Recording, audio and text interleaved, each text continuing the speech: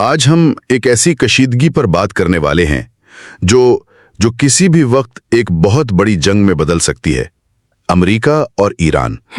ہمارے پاس جو معلومات ہیں وہ تحقیقاتی صحافی جوشوا فلپ کے کافی گہرے تجزیے پر مبنی ہیں۔ جی تو آج ہمارا مقصد صرف خبروں کی سرخیوں سے آگے بڑھنا ہے اور یہ سمجھنا ہے کہ پس پردہ اصل کھیل کیا چل رہا ہے۔ بالکل، اور صورتحال یہ ہے کہ بات چیت کے آپ سمجھیں کہ تمام دروازے بند نظر آ رہے ہیں۔ اچھا؟ جی، ایران نے صاف کہہ دیا ہے کہ وہ اپنے میزائل پروگرام یا جوہری پروگرام پر کوئی بات نہیں کرے گا۔ تو اب سوال یہ ہے کہ آگے کیا ہوگا؟ سب اسی ششو پنج میں ہے۔ بالکل۔ چلیں ذرا اس معاملے کی تہہ تک پہنچتے ہیں۔ کچھ عرصہ پہلے تک تو لگ رہا تھا کہ امریکہ بس ایران پر بمباری کرنے والا ہے۔ جی ایسی ہی خبریں تھی۔ سب کچھ تیار تھا، لیکن پھر آخری لمحات میں صدر ٹرمپ نے فیصلہ واپس لے لیا۔ یہ کیا ماجرا تھا؟ اتنے بڑے فیصلے سے پیچھے ہٹنا کوئی معمولی بات تو نہیں ہے۔ دیکھیں، یہ صرف کوئی عام بمباری کا منصوبہ نہیں تھا۔ اچھا؟ اس کے پیچھے ایک بہت ہی خاص بلکہ آپ کہیں کہ خطرناک فوجی حکمت عملی تھی جسے لیڈرشپ ڈیکیپیٹیشن کہتے ہیں۔ لیڈرشپ ڈیکیپیٹیشن یعنی قیادت کا مکمل خاتمہ؟ بالکل۔ اس کا مطلب تھا کہ ایک ہی مربوط حملے میں ایران کی پوری سیاسی اور فوجی قیادت کو ختم کر دیا جائے۔ پوری قیادت کو؟ جی، صدر، سپریم لیڈر، اہم جنرل، مطلب سب ایک ساتھ۔ تو یہ تو ایک آل اور نتھنگ قسم کا جوا تھا۔ یا تو آپ پوری قیادت کو ایک ہی وار میں ختم کر دیں، ورنہ آپ اپنے آپ کو ایک ایسی جنگ میں جھونک رہے ہیں جس کا کوئی اختتام نہیں۔ یہ تو بہت بڑا رسک تھا۔ بالکل یہی بات تھی۔ ٹرمپ نے قدم پیچھے اس لیے ہٹایا کیونکہ ان کے فوجی مشیروں نے انہیں اس بات کی 100% گارنٹی نہیں دی کہ یہ حملہ کامیاب ہوگا ہی ہوگا۔ جی، خطرہ یہ تھا کہ اگر حملہ ہوا اور ایرانی قیادت کا کوئی اہم حصہ بچ گیا تو ایران جوابی کارروائی کرے گا اور وہ کارروائی محدود نہیں ہوتی۔ ہدیوں کو بھی نشانہ بناتا۔ جی بالکل، اور اس کا نتیجہ ایک ایسی جنگ ہوتی جس سے نکلنا تقریباً ناممکن ہو جاتا۔ عراق اور افغانستان سے بھی بڑی جنگ۔ اور ٹرمپ تو ہمیشہ سے ایسی جنگوں کے خلاف رہے ہیں۔ جی، ایک نہ ختم ہونے والی جنگ جو وہ بالکل نہیں چاہتے تھے۔ اسی پوری تصویر میں ایک اور اہم کھلاڑی بھی ہے، اسرائیل۔ صحیح ہے۔ اسرائیل نے بہت واضح طور پر کہا ہوا ہے کہ ایران کا جوہری پروگرام اس کے لیے ایک سرخ لکیر ہے۔ بالکل، یہ تو وہ ہمیشہ کہتے ہیں۔ اور ان کا موقف ہے کہ اگر ایران جوہری ہتھیار بنانے کے قریب پہنچا تو چاہے امریکہ مدد کرے یا نہ کرے وہ اکیلے ہی کارروائی کر سکتا ہے۔ یعنی وہ خود ایرانی جوہری تنصیبات کو تباہ کر دیں گے۔ جی، تو خطے میں پہلے ہی بہت بارود جمع ہے۔ اچھا، تو اگر سیدھی جنگ نہیں تو پھر ٹرمپ کا پلان کیا ہے؟ کیا وہ صرف انتظار کریں گے کہ ایران خود کوئی غلطی کرے؟ نہیں، انہوں نے ایک تیسرا راستہ اپنایا ہے۔ یہ راستہ فوجی تصادم سے بچتا ہے لیکن دباؤ اس سے بھی زیادہ شدید ڈالتا ہے۔ اور وہ کیا ہے؟ یہ ہے شدید معاشی دباؤ کا راستہ۔ یہ وہی حکمت عملی ہے جو ان کے پہلے دور حکومت میں بھی بہت کامیاب رہی تھی۔ اچھا، یعنی آپ ملک کی معیشت کا گلا اتنا گھونٹ دیں کہ عوام خود ہی سڑکوں پر نکل آئیں۔ بالکل۔ جب ملک کی کرنسی کاغذ بن جائے اور لوگوں کے لیے 2 وقت کی روٹی پوری کرنا بھی ایک جنگ بن جائے تو حکومت اندرونی طور پر ہی کمزور ہو جاتی ہے۔ آپ نے بالکل صحیح سمجھا۔ مقصد یہی ہے کہ ایران پر اتنی سخت معاشی پابندیاں لگائی جائیں کہ اس کی معیشت مکمل طور پر تباہ ہو جائے۔ ٹرمپ کے پہلے دور میں ایسا ہو بھی رہا تھا، ہے نا؟ جی بالکل، ایران کی معیشت تباہی کے دہانے پر تھی اور ملک میں حکومت کے خلاف بڑے پیمانے پر مظاہرے ہو رہے تھے۔ لیکن پھر اوباما انتظامیہ نے جوہری معاہدے کے تحت جی، انہوں نے ایران کو پابندیوں میں نرمی دی اور اربوں ڈالر نقد بھی فراہم کیے جس سے ایرانی حکومت کو آپ کہیں کہ سانس لینے کا موقع مل گیا۔ بعد میں بائیڈن انتظامیہ نے بھی کم و بیش اسی پالیسی کو جاری رکھا۔ اور اب ٹرمپ وہ تمام پابندیاں واپس لانے کی بات کر رہے ہیں؟ صرف واپس لانے کی نہیں بلکہ انہیں مزید سخت کرنے کی۔ اب وہ صرف ایران پر نہیں بلکہ ان ممالک پر بھی پابندیاں لگانے کی دھمکی دے رہے ہیں جو ایران سے تیل خرید رہے ہیں، جیسے چین اور بھارت۔ بالکل، مقصد ایران کو عالمی معیشت سے مکمل طور پر کاٹ دینا ہے۔ لیکن یہاں ایک اور سوال ہے، کیا ہو اگر یہ معاشی دباؤ بھی کام نہ کرے؟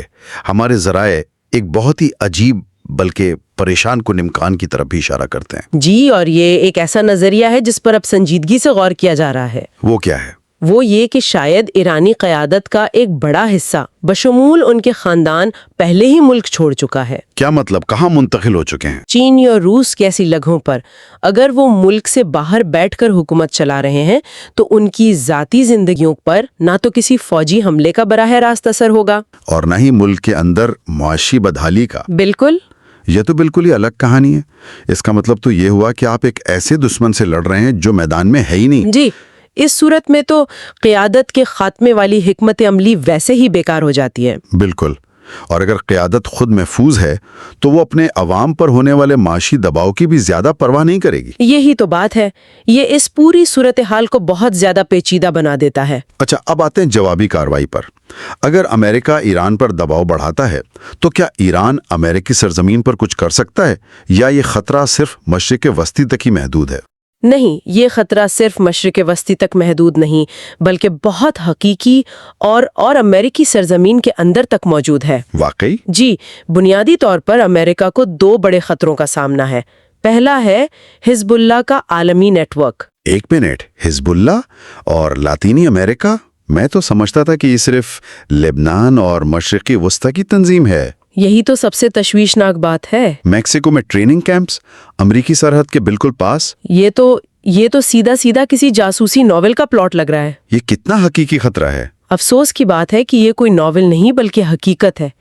1 دہائی سے بھی زیادہ پرانی انٹیلیجنس رپورٹس موجود ہیں۔ 1 دہائی سے؟ جی، جو بتاتی ہیں کہ میکسیکو کے شہر تیہوانا میں، تیوانا جو سین ڈیاگو کے بالکل ساتھ ہے؟ بالکل، وہاں حزب اللہ کے ٹریننگ کیمپس موجود تھے۔ وہاں وہ مقامی منشیات فروش کارٹلز کے لوگوں کو IEDs یعنی دیسی ساختہ بم بنانے کی تربیت دیتے تھے۔ ناقابل یقین ہے۔ یہاں تک کہ منشیات کی اسمگلنگ کے لیے سرحد کے نیچے سرنگیں بنانے کی جدید ٹیکنالوجی میں بھی ان کی مدد کرتے تھے۔ یعنی منشیات فروشوں اور دہشت گردوں کا گٹھ جوڑ، اور وہ بھی امریکہ کے اپنے پڑوس میں۔ جی، اور یہ نیٹ ورک صرف میکسیکو تک محدود نہیں۔ پیرو جیسے ممالک میں حزب اللہ کی باقاعدہ سیاسی جماعتیں ہیں جو انتخابات میں حصہ لیتی ہیں۔ اچھا۔ تو ان کا اثر و رسوخ منشیات کی دہشت گردی سے لے کر حکومتوں تک پھیلا ہوا ہے، اور یہ پورا نیٹ ورک ایران کے کہنے پر امریکہ کے خلاف استعمال ہو سکتا ہے۔ اور دوسرا بڑا خطرہ آپ نے کیا بتایا تھا؟ دوسرا خطرہ ہے ایرانی ایجنٹس جو امریکی سرزمین پر کارروائیوں کے لیے براہ راست اپنے لوگ استعمال نہیں کرتے۔ تو پھر؟ وہ منظم جرائم پیشہ گروہوں یعنی مافیاز کو کرائے پر لیتے ہیں۔ یعنی وہ کرائے کے قاتلوں کا استعمال کرتے ہیں تاکہ ان کا نام براہ راست سامنے نہ آئے؟ بالکل، اور یہ کوئی تھیوری نہیں، یہ کام پہلے ہو چکا ہے۔ اچھا، کوئی مثال ہے اس کی؟ جی، حال ہی میں نیو یارک کے علاقے کوئنز میں مشرقی یورپ کے ایک جرائم پیشہ گروہ کے کچھ ارکان کو گرفتار کیا گیا۔ وہ ایرانی انٹیلیجنس ایجنٹوں کے ساتھ مل کر ایک ایرانی نژاد امریکی صحافی کو قتل کرنے کی سازش کر رہے تھے، جو ایرانی حکومت پر تنقید کرتی تھیں۔ اسی طرح کی ایک اور کوشش واشنگٹن DC میں سعودی سفیر کو قتل کرنے کی بھی کی گئی تھی، جس میں بھی ایک کرائے کے قاتل کو استعمال کیا گیا تھا۔ یعنی یہ کوئی نیا حربہ نہیں، لوگ پکڑے بھی جا چکے، اور ان دو خطرات کے علاوہ سائبر حملوں کا خطرہ تو اپنی جگہ موجود ہی ہوگا۔ جی، سائبر حملے ایک تیسرا اور مسلسل خطرہ ہے جس سے امریکہ کا پاور گریڈ، بینکنگ سسٹم یا دیگر اہم انفراسٹرکچر کسی بھی وقت نشانہ بن سکتا ہے۔ یہ سب سن کر تو واقعی سر چکرا جاتا ہے۔ ایک طرف ایران کے پراکسی گروپس اور کرائے کے قاتل، اور وہ بھی امریکہ کے اندر۔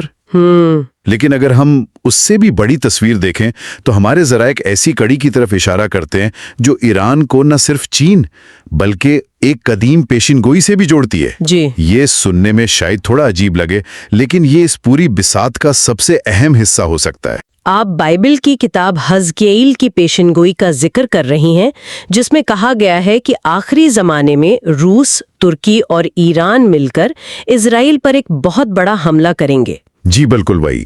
اور یہاں سب سے حیران کن بات یہ ہے کہ آپ اس مذہبی پیشن گوئی کو ایک طرف رکھ بھی دیں تو چین کی کمیونسٹ پارٹی کا عوامی سطح پر اعلان کردہ جنگی منصوبہ وہ بالکل اسی منظرنامے کی عکاسی کرتا ہے۔ منٹ، چین کا جنگی منصوبہ، وہ بھی عوامی سطح پر؟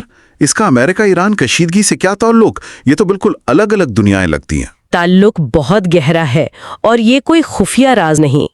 چینی صدر شی جن پنگ کے ایک اہم مشیر چن کان رینگ نے یہ منصوبہ عوامی سطح پر پیش کیا تھا۔ اچھا، اس منصوبے کے مطابق اگر چین کو امریکہ کے خلاف ایک بڑی جنگ جیتنی ہے، مثال کے طور پر تائیوان پر قبضہ کرنے کے لیے، تو اسے صرف ایک محاذ پر نہیں لڑنا، اسے امریکہ کو ایک ہی وقت میں کم سے کم 4 مختلف جنگوں میں الجھانا ہوگا۔ 4 جنگیں ایک ساتھ؟ کیوں؟ کیونکہ امریکی فوج کا پورا ڈھانچہ بیک وقت صرف 2 بڑی جنگیں لڑنے کے لیے بنایا گیا ہے۔ صحیح۔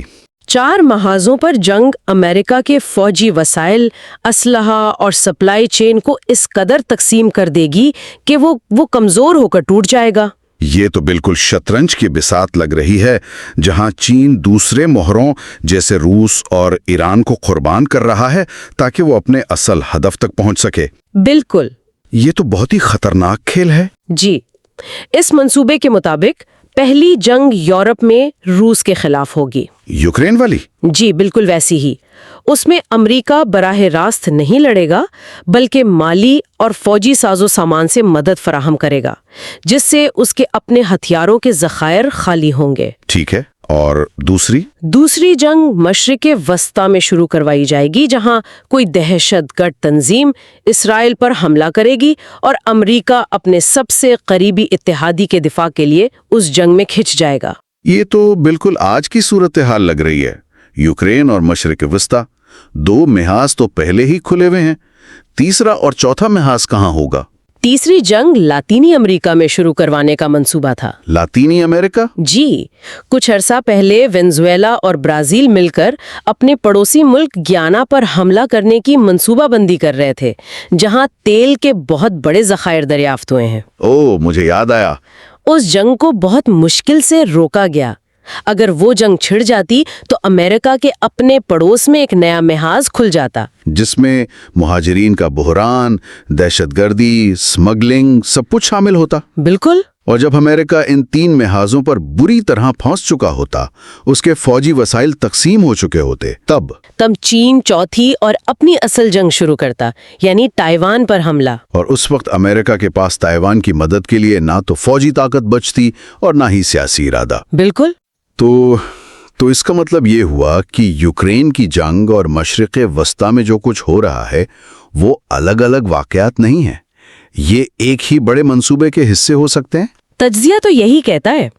مقصد امریکی فوجی طاقت کو ٹکڑوں میں بانٹ کر کمزور کرنا ہے۔